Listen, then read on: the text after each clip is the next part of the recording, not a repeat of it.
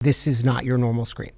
Ghostface is going to be the pinnacle of sort of how crazy you can get, but without changing the core DNA of Scream, which is the fun.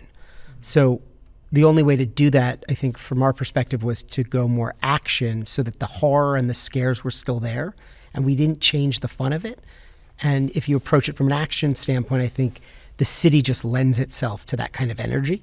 So we just took advantage of it. One of the great things about this movie is that you're never taking your foot off the gas on this movie. And this movie, and I think, you start to see it in some of the materials that are out there right now, it is a full ride, but you still have the DNA of what a Scream movie is, just bigger and different. And it's, from the production side to the shooting side, they captured that so well in this one. Each of them are remarkably special in their own way. All for the base level that you just have to understand is the raw, pure talent. They're each unbelievably talented craftsmen and women in acting. But from there is a personality that we look back and go, wow, did we get lucky? That we all just like each other. It comes off on screen that they all like each other. So the idea that they are the core four now, I think, was in the DNA of how much time we spent together on the first one. It was so much fun to bring Kirby back. The fans are going to be so excited how we use her and how she integrates into the storyline. Courtney is just remarkable. I mean, she shows up, she puts the work in, she's unbelievably dedicated. And this level of celebrity that follows her obviously is remarkable, in the things she's done.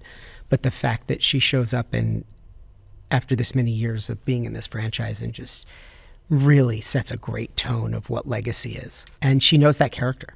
Like the back of her hand, she knows that character. And she does such a good job performing it. And she's fun. I mean, she's amazing. She's crazy talented. And all of the new cast just love her. And she has been unbelievably accepting of us and the new cast.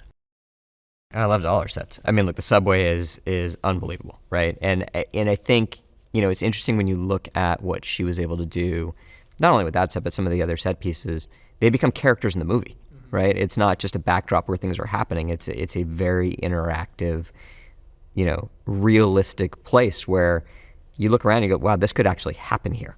And it creates its own sense of, a fear in some of these scenes. I'm a child of 80s movies where it's all popcorn and fun, and I think the fact that you leave the theater having had such a great experience and had so much fun, it's really rewarding for the entire experience to deliver.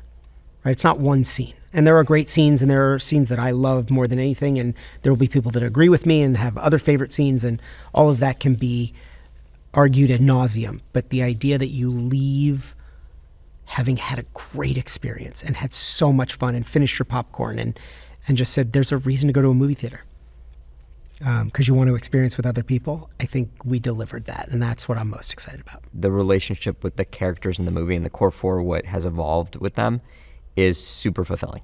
And just, I feel like it delivers on every level, from the emotional to the scary to the action to the fun.